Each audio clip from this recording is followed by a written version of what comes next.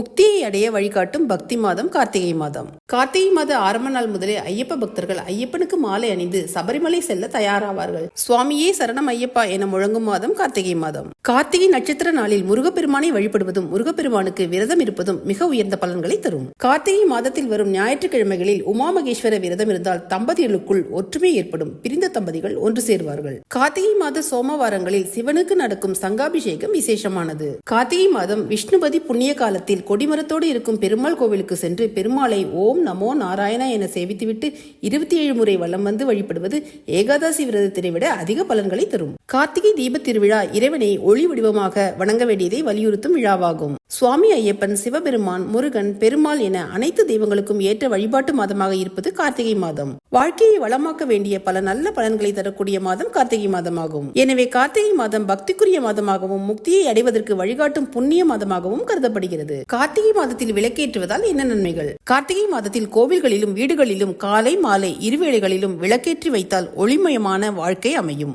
மாலை நேரங்களில் வீட்டு வாசலில் 2 அகல் தீபம் ஏற்றிவிட்டு பின் பூஜை அறையில் விளக்கேற்றி வழிபட வேண்டும். தினமும் வீட்டில் விளக்கேற்ற முடியாதவர்கள் துவாதசி, சப்தமி, பௌர்ணமி நாட்களில் கண்டிப்பாக தீபம் ஏற்ற வேண்டும். கார்த்திகை மாதத்தில் வரும் கார்த்திகை நட்சத்திர நாளில் முருகன் கோவிலில் தீபம் ஏற்றி வழிபட்டால் சகல சௌபாக்கியங்களும் கிடைக்கும். கார்த்திகை மாதத்தில் விளக்கு தானம் செய்தால் பிரம்மகத்தி உள்ளிட்ட அனைத்து விதமான தோஷங்களும் நீங்கும். இம்மாதத்தில் தினமும் சூரிய உதயத்தில் நீராடினால் அனைத்து புண்ணிய தீர்த்தங்களிலும் நீராடிய பலன் கிடைக்கும். கார்த்திகை மாதத்தின் 30 நாட்களுமே அதிகாலையில் எழுந்து நீராடி சிவபெருமானை பெருமாளையும் தீபமேற்றி வழிபட்டால் அனைத்து விதமான நன்மைகளும் நமக்கு கிடைக்கும்.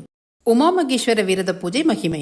துர்வாசர் கையிலே சென்று சிவபெருமானை ஆராதித்தார். பரமேஸ்வரன் மகிழ்வுடன் தன்னுடைய கழுத்தில் இருந்த வில்வ மாலையை பரிசாக அளித்தார். மாலையோடு வந்த முனிவரின் பார்வையில் கருடன் மேல் செல்லும் திருமால் தென்பட்டார். ஈஸ்வர பிரசாதம் என்றபடி மாலையை மகாவிஷ்ணுவிடம் கொடுத்தார் மகரிஷி. அதை வாங்கி கருடன் கழுத்தில் போட்டார் பரந்தாமன். துர்வாசர் கோபத்துடன் திருமகளை மனைவியாக அடைந்ததால் கர்வம் கொண்டு சிவபிரசாதத்தை அலட்சியம் செய்தாய். அந்த மகாலட்சுமி பார்க்கடலிலேயே மறையட்டும், கருடனும் இல்லாது போகட்டும் என்று சபித்தார். கருடனும் அலைமகளும் கடலில் மறைந்தனர். திருமகள் இல்லாத வைகுண்டம் சோபை எழுந்தது. காட்டிலேயே அலைந்து கொண்டிருந்த பெருமாள் கௌதம ரிஷியை சந்தித்தார். அவரிடம் தனக்கேற்பட்ட சாபத்தை கூற ஸ்ரீ உமா மகேஸ்வர பூஜை செய்தால் சாபம் நீங்கிவிடும் என்றும் பூஜை மந்திரங்களை உபதேசித்து வழிமுறைகளை கூறினார். ஸ்ரீஹரியும் உமாமகேஸ்வர பூஜையை கடைபிடித்து 15 முடிச்சுள்ள தோரகத்தை தனது வலது கை பூஜ்யத்தில் கட்டிக்கொண்டார். திருப்பார் கடலை கடைந்த போது மகாலட்சுமி வெளிப்பட்டு ஸ்ரீமத் நாராயணருக்கு மாலையிட்டாள். கருடனும் வந்து சேர்ந்தான். வைகுண்டம் முன்பு போல் தேஜசாய் இருந்தது. தேவர்களும் ரிஷிகளும் பல மன்னர்களும் இந்த விரதத்தை அனுஷ்டித்து பாக்கியங்களை பெற்றனர். கார்த்திகையில் மகிழ்ச்சியான பலன்களை பெற என்ன செய்ய வேண்டும்? கார்த்திகை மாதத்தில் சிவலிங்கத்திற்கு நெய்யால் அபிஷேகம் செய்து வில்வம் மற்றும் மறிக்கொழுந்தால் அர்ச்சனை செய்தால் குடும்பத்தில் மகிழ்ச்சி பெருகும். கார்த்திகை மாதத்தில் வரும் சோமவாரங்களில் சிவனுக்கு சங்காபிஷேகம் நடக்கும். அந்த நாட்களில் விரதம் இருந்து சிவனை வழிபட்டால் பாவங்கள், நோய்கள் நீங்கும். கார்த்திகை திங்கட்கிழமைகளில் நடக்கும் சங்காபிஷேகத்திற்கும் மற்றும் அபிஷேகங்களுக்கும் தேவையான பொருட்கள் வாங்கி கொடுத்தால் அஸ்வமேத யாகம் செய்த பலன் கிடைக்கும். பெருமாளை கார்த்திகை மாதத்தில் அர்ச்சனை செய்து வழிபட்டால் மோட்சம் கிடைக்கும். துளசியால் அர்ச்சனை செய்து வழிபட்டால் அஸ்வமேத யாகம் செய்த பலன் கிடைக்கும். கார்த்திகை மாதத்தில் முருகப்பெருமானுக்கு சந்தன அபிஷேகம் செய்து வழிபட்டால் குழந்தை பாக்கியம் கிடைக்கும்.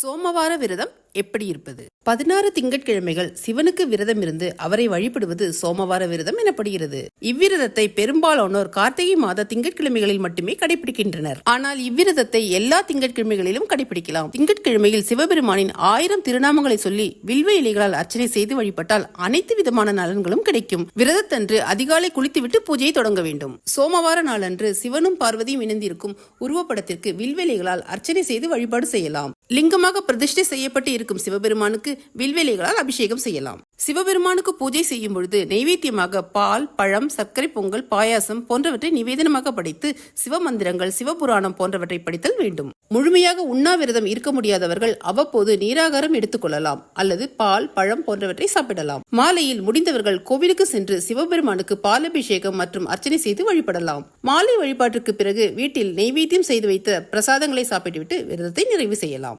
சோமவார விரத பலன்கள். சோமன் என்பதற்கு பார்வதியோடு சேர்ந்திருக்கும் சிவபெருமான் என்ற ஒரு பொருளும் உண்டு. எனவே சோமவார விரதத்தை கடைபிடித்தால் திருமணமாகி பிரிந்து வாழும் தம்பதிகள் மீண்டும் ஒன்று சேர்ந்து வாழ தொடங்குவார்கள். கணவரின் ஆயுள் பலம் அதிகரிக்க இவ்விரதம் மிகச் சிறந்தது. திருமண வயதுள்ள ஆண்கள் மற்றும் பெண்களுக்கு விரைவில் திருமணம் நடக்கும். தோஷங்களும் உடல் பாதிப்புகளும் நீங்கும். மனக்குழப்பத்தால் துன்பப்படுபவர்கள் சோமவார விரதத்தை கடைபிடித்தால் மனத்தெளிவு உண்டாகும். குழந்தை பாக்கியம் இல்லாதவர்களுக்கு குழந்தை பாக்கியம் கிடைக்கும். உடல் ஆரோக்கியம் சிறக்கும். காரிய தடைகள் நீங்கி வாழ்வில் முன்னேற்றம் உண்டாகும். கடன், வறுமை போன்றவை நீங்கி செல்வம் பெருகும், சகல சௌபாக்கியங்களும் உண்டாகும். இந்த விரதத்தின் மூலம் கணவன் மனைவிக்கும் இடையே இருக்கக்கூடிய அன்பு அதிகரிக்கும். கணவன் மனைவி இருவரும் பிரிந்த சூழ்நிலையில் இருந்தால் 21 திங்கட்கிழமைகள் சிவபெருமானை வேண்டி விரதம் இருந்து வழிபட்டால் நல்ல பலன்கள் கிடைக்கும். களத்திர தோஷம், மாங்கல்ய தோஷம் இருக்கக்கூடியவர்கள் இந்த விரதத்தின் மூலம் அதனை நீக்கலாம் என்று கூறப்படுகிறது. இந்த நாளில் வயதில் மூத்தவர்களிடம் ஆசீர்வாதம் பெற்றால் மிகவும் சிறப்பாகும். சிவபெருமானுக்கு உகந்த அஷ்ட விரதங்களில் ஒன்று சோமவார விரதமாகும். சாபத்தால் கடும் துன்பப்பட்ட சந்திர பகவான் சிவபெருமானை வேண்டி தான் பெற்ற செல்வ நலன்களை மீண்டும் பெற்ற விரதம் என்பதால் சோமவார விரதம் மிகவும் சிறப்புடையதாகும். சோமவார விரதத்தை கடைபிடித்துதான் சிவபெருமானின் தலையில் நிரந்தரமாக இருக்கும் பாக்கியத்தை பெற்றார் சந்திர பகவான். சோமவார விரதத்தை சந்திர பகவானே முதலில் அனுஷ்டித்ததாகவும் அதனாலேயே இதற்கு சோமவார விரதம் என்றும் பெயர் பெற்றது. இது சிவபெருமானை குளிர்விக்கும் விரதம் என்றே கருதப்படுகிறது. அதனால் தான் கார்த்திகை மாத சோமவார நாட்களில் சிவனுக்கு சங்காபிஷேகம் நடத்தப்படுகிறது. சிவனுக்கு செய்யப்படும் மிக விசேஷமான அபிஷேகங்களில் இதுவும் ஒன்று. விரைவில் திருமணம் நடக்க கார்த்திகை மாதத்தில் செய்ய வேண்டிய துளசி மாட பூஜை. கார்த்திகை மாதத்தில் ஏகாதசிக்கு அடுத்த நாள் துளசி தேவியை மகாவிஷ்ணு மணந்ததாக புராணம் சொல்கிறது.